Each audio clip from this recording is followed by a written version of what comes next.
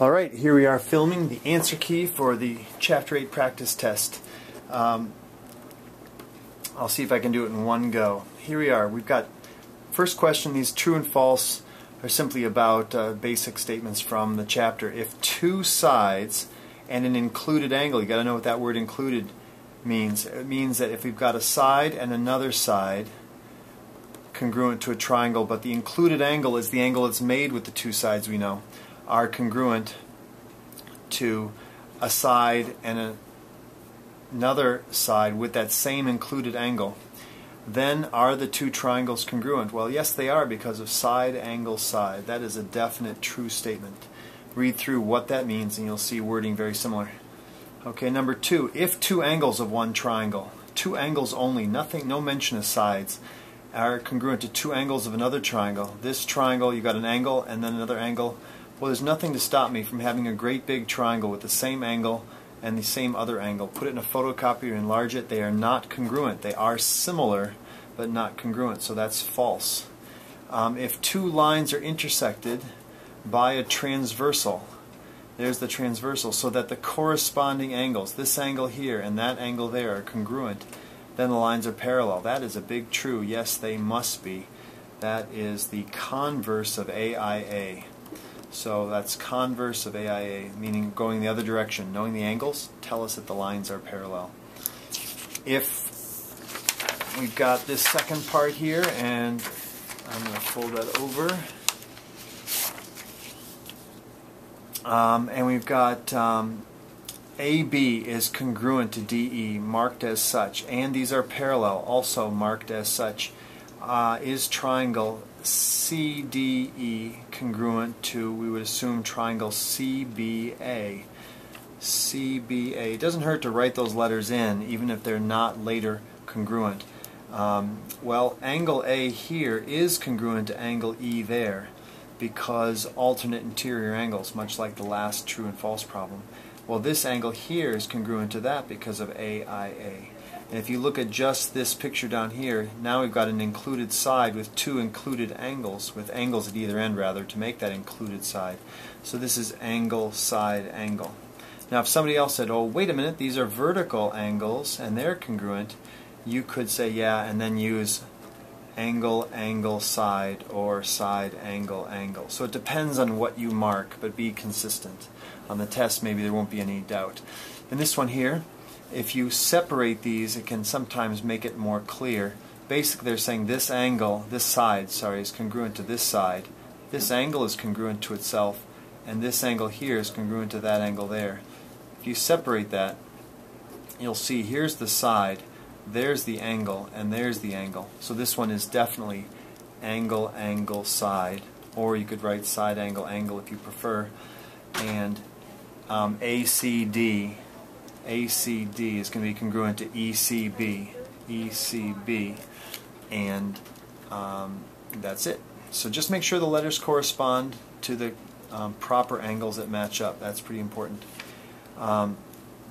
This one down below here, we've got parallel and congruent, as marked right by this. If we separate this out, you'll see that these are going to be congruent to these. And since they're parallel, this is the alternate interior angle with this one, and then this is congruent to itself. So this is an example of side, angle, side, and if we've got ADC, we've got CBA up there. This last one, we're told that these are equal, so those are equal.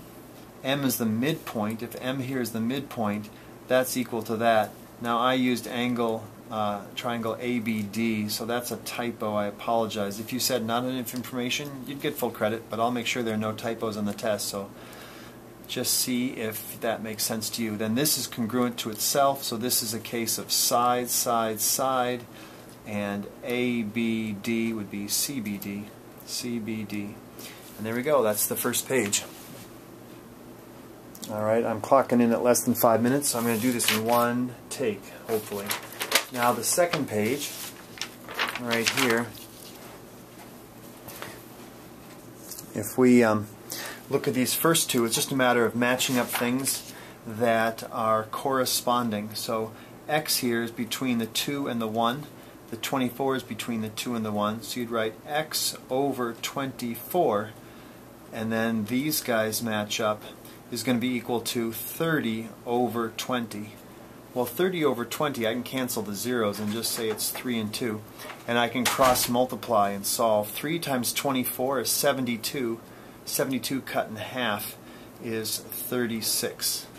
When I solve for y, I've got y in the box over 24. Y over 24 is going to be equal to then 3 over 2. And, wait, I did something wrong. Y over 24 is going to be equal to, y over 30. Caught myself. You've got to be careful. It's got to be the long side here and the long side there. My apologies. Y over 30. When I multiply by 3, I get 90, and when I cut in half, I get 45. Okay? Here we talked a little bit about this in class. These are the corresponding angles because they're alternate interior. These are corresponding because they're vertical. So I'm going to say 3 over W is going to be equal to 4 over 12.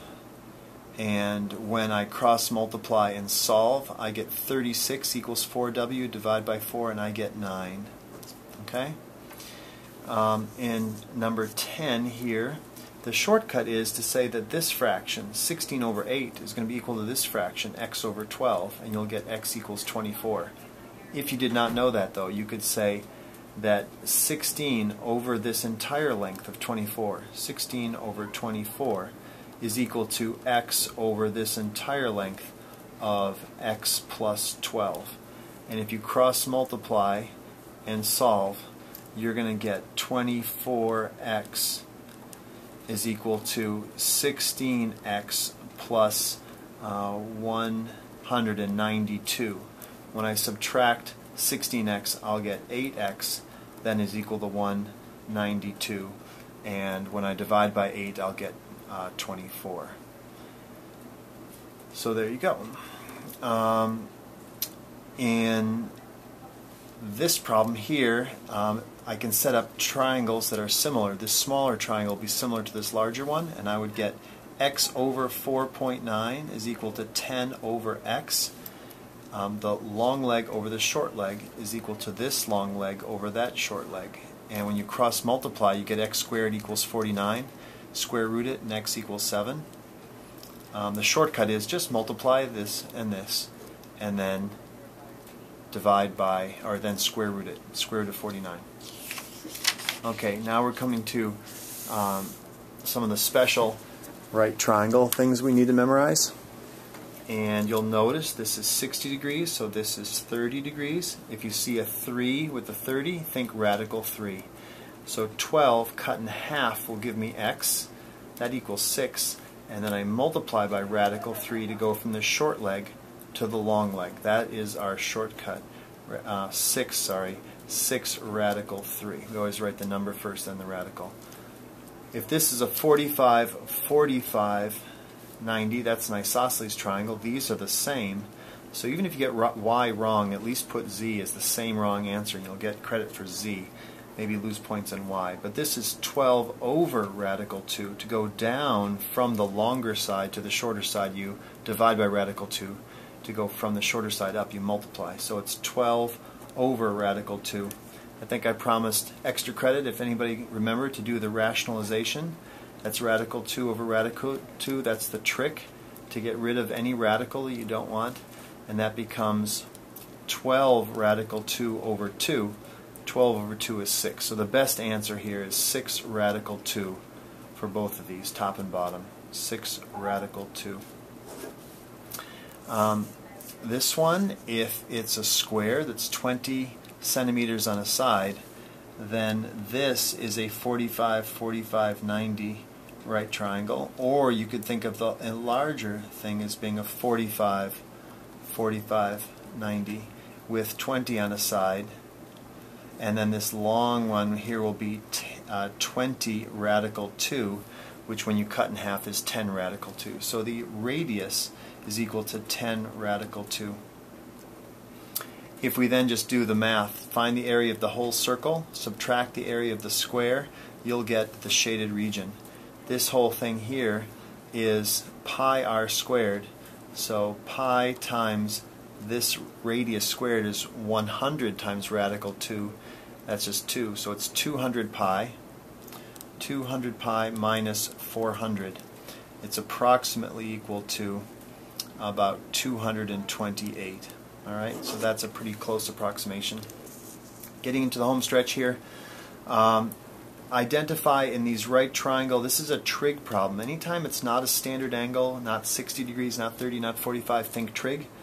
Think so, ka, and toa. Okay?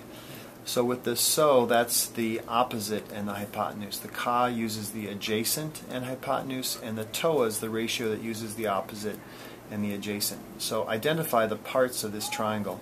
If that's your right angle, then this is your hypotenuse. That's the h. Always do the h first. Then look at the angle you're given and go opposite to find, guess what? The opposite side. And the leftover one is the adjacent side. And now I'm trying to solve for x. Let's go alphabetical. That's the h, and I know the a. H and a is ka. So I write cosine of 66 equals then the adjacent 10 over x. So to solve for x, the trick is just switch these.